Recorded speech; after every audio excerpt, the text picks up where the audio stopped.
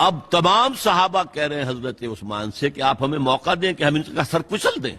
آپ فرماتے ہیں نہیں, یہ مجھ پر الزام لگا رہے ہیں نا. میں وضاحت کرتا ہوں. اپنے گھر کی چھت کے اوپر کھڑے ہو کر آپ نے کہا دیکھو یہ میں نے نہیں کیا, یہ میں نے نہیں کیا, میرے یہ احسانات بھول گئے ہو. حضرت علی نے مسجد نبوی میں کھڑے ہو کر جتنے الزامات لگائے تھے ان سب کی طرف سے برات کا معاملہ کیا. لیکن جنگ کی اجازت حضرت عثمان نہیں دے رہے. یہ میرے خون کے پیاسے ہیں نا, جب تک قتل نہیں کر لیتے جرم کہاں ہے؟ جب قتل کر لیں گے تم قصاص دے لینا. لیکن میں کسی کلمہ گو کی جان نہیں لینا چاہتا, صرف اپنی جان کے تحفظ میں.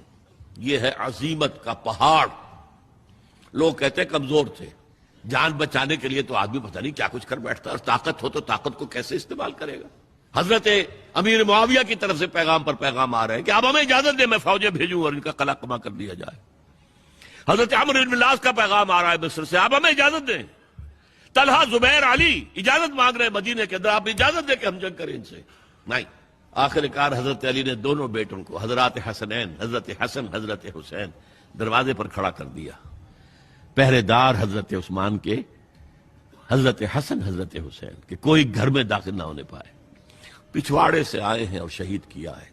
میرے نزدیک تاریخ کی مظلوم ترین شہادت. اب تمام صحابہ کہہ رہے ہیں حضرت عثمان سے کہ آپ ہمیں موقع دیں کہ ہم ان کا سر